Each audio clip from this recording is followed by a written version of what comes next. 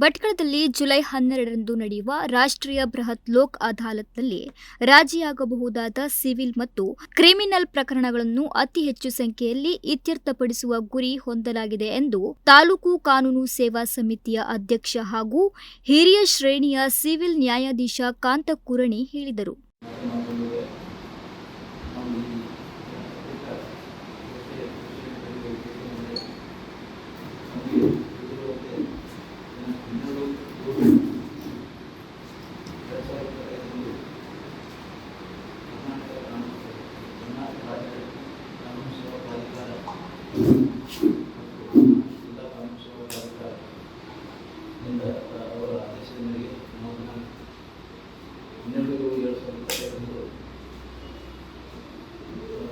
ಜಿಲ್ಲಾದ್ಯಂತ ಲೋಕ ಅದಾಲತ್ನ ಆಯೋಜನೆ ಮಾಡಲಾಗಿದೆ.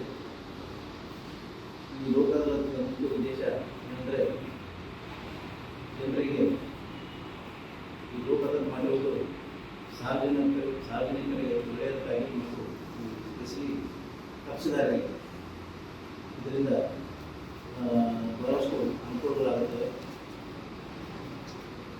ಕೇಸುಗಳು ಪ್ರಕರಣಗಳು ಲೋಕದಲ್ಲಿ ರಾಜ್ಯ ಆಗುವಂಥ ಪ್ರಕರಣಗಳು ಯಾವ ಅಂದರೆ ಈಗ IPC ಕೇಸ್ ಇರ್ತಾರೆ. ಇದು ಸಣ್ಣ ಪುಟ್ಟ ಹೋರಾಟ ಕೇಸ್ ಇರ್ತಾರೆ. ಅವರು ನ್ಯಾಯಾಲಯದ ಆವರಣದಲ್ಲಿ ಪತ್ರಿಕಾಗೋಷ್ಠಿ ನಡೆಸಿ ಮಾತನಾಡಿದರು. ಕರ್ನಾಟಕ ರಾಜ್ಯ ಕಾನೂನು ಸೇವಾ ಪ್ರಾಧಿಕಾರ, ಜಿಲ್ಲಾ ಕಾನೂನು ಸೇವಾ ಪ್ರಾಧಿಕಾರ ಹಾಗೂ ತಾಲೂಕು ಕಾನೂನು ಸೇವಾ ಸಮಿತಿ ಇವುಗಳ ಸಹಯೋಗದೊಂದಿಗೆ ಈಗಾಗಲೇ ತಾಲೂಕಿನ ಹಿರಿಯ ಸಿವಿಲ್ ನ್ಯಾಯಾಲಯದಲ್ಲಿ 323 ಪ್ರಕರಣಗಳನ್ನು, ಪ್ರಧಾನ ಸಿವಿಲ್ ನ್ಯಾಯಾಲಯದಲ್ಲಿ 499 ಪ್ರಕರಣಗಳನ್ನು ಹಾಗೂ ಹೆಚ್ಚುವರಿ ಸಿವಿಲ್ ನ್ಯಾಯಾಲಯದಲ್ಲಿ 919 ಪ್ರಕರಣಗಳನ್ನು ಗುರುತಿಸಲಾಗಿದ್ದು, ಪ್ರಸ್ತುತ ದಾಖಲಾಗಿರುವ ಪ್ರಕರಣಗಳಲ್ಲಿ ಪಕ್ಷಗಾರರಿಗೆ ಹೊರೆಯಾಗದಂತೆ 2 ಪಕ್ಷಗಾರರ ಒಪ್ಪಿಗೆಯ ಮೇರೆಗೆ ಪ್ರಕರಣಗಳನ್ನು ಇತ್ಯರ್ಥಪಡಿಸಲಾಗುವುದು. ಕಂಪೌಂಡೇಬಲ್ ಕೇಸ್ ಅಂದರೆ ಅವು ರಾಜಿ ಆಗುವಂಥ ಕೇಸುಗಳು, ಅಂಥ ಪ್ರಕರಣಗಳನ್ನು ರಾಜಿ ಮಾಡಲಾಗುತ್ತದೆ. ಆಮೇಲೆ ಈ ಚೆಕ್ ಕೇಸ್ಗಳು ಸಹ ರೀಕನ್ಸಿಲೇಷನ್ ಮಾಡಿ ಫಿರ್ಯಾದಿದಾರ ಅಂದರೆ ಕಂಪ್ಲೇಂಟು ಮತ್ತು ಆರೋಪಿ ಕೂಡಿ ಒಟ್ಟಿಗೆ ನಾವು ಕನ್ಸಿಲೇಷನ್ ಮಾಡಿ ಅದನ್ನು ಪ್ರಕರಣವನ್ನು ಇತ್ಯರ್ಥಪಡಿಸ್ತೇವೆ. ಆಮೇಲೆ ಈ ಬ್ಯಾಂಕ್ ಮನಿ ರಿಕವರಿ, ಬ್ಯಾಂಕ್ ಸಾಲ ವಸೂಲಾತಿ ಪ್ರಕರಣಗಳು, ಆಮೇಲೆ ಈ ಮೋಟರ್ ಆಕ್ಸಿಡೆಂಟ್ ಕೇಸ್, ಪರಿಹಾರ ಕೇಸುಗಳು, ಆಮೇಲೆ ಇದು ಪಾರ್ಟಿಷನ್ ಕೇಸುಗಳು, ಆಮೇಲೆ LIC ಮತ್ತು ಎಕ್ಸಿಕ್ಯೂಷನ್ ಕೇಸುಗಳು, ಮತ್ತು ಈ ಮೋಟರ್ ಸಣ್ಣ ಪುಟ್ಟ ಈ ಮೋಟರ್ ವಾಹನ ಕಾಯ್ದೆ ಉಲ್ಲಂಘನೆ ಮಾಡಿದಂಥ ಕೇಸುಗಳು ರಾಜಿ ಈ ಲೋಕದಲ್ಲಿ ಮಾಡ್ತೀವಿ ನಾವು. ಈಗ ನಮ್ಮ ಅಂಕಿ ಅಂಶಗಳ ಪ್ರಕಾರ ಮಾನ್ಯ ಪ್ರಧಾನ ಸಿವಿಲ್ ನ್ಯಾಯಾಲಯದಲ್ಲಿ ಸುಮಾರು 400. ಇಲ್ಲಿ ಪ್ರಕರಣ ಒಮ್ಮೆ ರಾಜಿಯಾಗಿ ಇತ್ಯರ್ಥವಾದರೆ ಅವುಗಳಿಗೆ ಅಪೀಲು ಕೂಡ ಇರುವುದಿಲ್ಲ.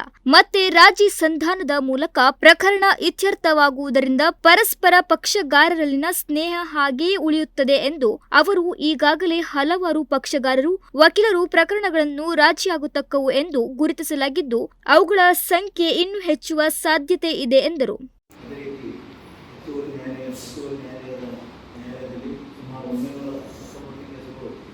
ರಾಜಿ ಆಗುವಂತೆ ನಾವು ಗುರುತಿಸಿದ್ದೀವಿ. ಅದೇ ಈ ನಮ್ಮ ಹಿರಿಯ ಸಿವಿಲ್ ನ್ಯಾಯಾಲಯದಲ್ಲಿ ಸುಮಾರು 323 ಪ್ರಕರಣಗಳು ರಾಜಿ ಆಗುತ್ತವೆ ಎಂದು ಗುರುತಿಸಿದ್ದೀವಿ.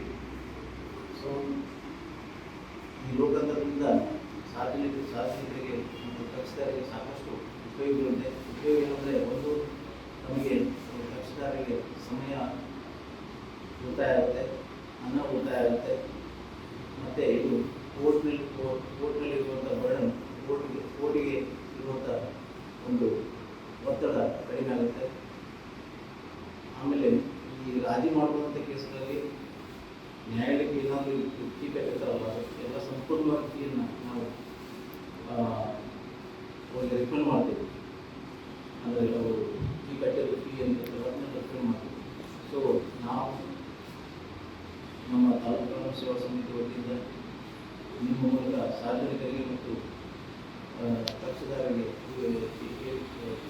ಕೇಳಿಕೊಳ್ಳುವ ನಿಟ್ಟಿನಲ್ಲಿ ನಾವು ಇದೇ 12/7/2025 ಜರುಗುವ ಇನ್ನು ಲೋಕ ಅದಾಲತ್ನಲ್ಲಿ ಐಪಿಸಿ ರಾಜಿಯಾಗತಕ್ಕ ಕ್ರಿಮಿನಲ್ ಪ್ರಕರಣ, ಚೆಕ್ ಬೌನ್ಸ್ ಪ್ರಕರಣ, ಬ್ಯಾಂಕ್ ಸಾಲ ವಸೂಲಾತಿ, ಮೋಟಾರು ವಾಹನ ಕಾಯ್ದೆ ಉಲ್ಲಂಘನೆ ಪ್ರಕರಣ, ವಾಟಂಟಿ ಪ್ರಕರಣ, ಜಮೀನು ಸ್ವಾಧೀನ ಪ್ರಕರಣ, ಎಕ್ಸಿಕ್ಯೂಷನ್ ಪ್ರಕರಣ, ಮೋಟಾರು ವಾಹನ ಅಪಘಾತ ಪ್ರಕರಣ ಸೇರಿದಂತೆ ಇನ್ನೂ ಅನೇಕ ಪ್ರಕರಣಗಳು ರಾಜಿಯಾಗತಕ್ಕವಾಗಿದ್ದು, ಪಕ್ಷಗಾರರು ನ್ಯಾಯಾಲಯದ ಆವರಣದಲ್ಲಿರುವ ಕಾನೂನು ಸೇವಾ ಸಮಿತಿಯನ್ನು ಸಂಪರ್ಕಿಸಬಹುದು ಎಂದು ತಿಳಿಸಿದ್ದಾರೆ.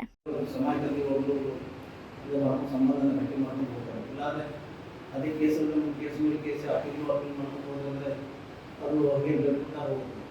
ಸೊ ಮತ್ತು ಇನ್ನೊಂದು ವಿಶೇಷ ಅಂದರೆ ಇಲ್ಲಿ ನಾವು ಲೋಕದಲ್ಲಿ ರಾಜಿ ಮಾಡುವಂಥ ಕೇಸ್ಗಳಿಗೆ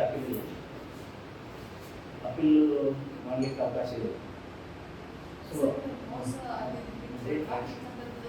ಅಪೀಲ್ ಮಾಡಲಿಕ್ಕೆ ಅವಕಾಶ ಇಲ್ಲ. ಇಲ್ಲಾದ ಫೈನಲ್ ಕೇಸ್ ಆಮೇಲೆ ಇವರು ವ್ಯವಹಾರಗಳು ಇರ್ತಾರೆ. ಮಾಡಿ ಒಂದು ಸ್ವಲ್ಪ ನಾವು ಇದು ಮಾಡಿ ಒಂದು ತೊಂದರೆ ಗೊತ್ತಲ್ಲ. ಸಲ ಒಂದು ವಿಚಾರ ಮಾಡಿದ್ದೇವೆ ನಾವು. ಜನ್ಮ ದಿನಾಂಕದ್ದು ನಾವು ಸ್ಕೂಲಲ್ಲೇ ಇರ್ತದೆ. ಜನ್ಮ ದಿನಾಂಕ ಎಂಟ್ರಿ ಆಗ್ತದೆ. ಅದು ಅಲ್ಲಿ ನಾವು ಸಂಬಂಧಪಟ್ಟ ಇಲಾಖೆಯಿಂದ ತಗೊಂಡ್ಬಂದ್ರೆ ಸಾರ್ವಜನಿಕರು ಲೋಕ್ ಅದಾಲತ್ನ ನ್ಯಾಯಾಲಯದಲ್ಲಿ ಬಾಕಿ ಇರುವ ರಾಜಿಯಾಗಬಲ್ಲ ಪ್ರಕರಣಗಳನ್ನು ಹಾಗೂ ವ್ಯಾಜ್ಯ ಪೂರ್ವ ಪ್ರಕರಣಗಳನ್ನು ಬಗೆಹರಿಸಿಕೊಳ್ಳುವ ಮೂಲಕ ಇದರ ಪ್ರಯೋಜನ ಪಡೆದುಕೊಳ್ಳಬೇಕು ಎಂದು ಅವರು ಹೇಳಿದರು. ಈ ಸಂದರ್ಭದಲ್ಲಿ ಕಾನೂನು ಸೇವಾ ಸಮಿತಿಯ ಕಾರ್ಯದರ್ಶಿ ಹಾಗೂ ಪ್ರಧಾನ ಸಿವಿಲ್ ನ್ಯಾಯಾಧೀಶೆ ದೀಪಾ ಅರಳಗುಂಡಿ, ಹೆಚ್ಚುವರಿ ನ್ಯಾಯಾಧೀಶೆ ಧನವತಿ ಉಪಸ್ಥಿತರಿದ್ದರು. ಉದಯ್ ನಾಯಕ್, ನುಡಿಸಿರು ನ್ಯೂಸ್, ಭಟ್ಕಳ.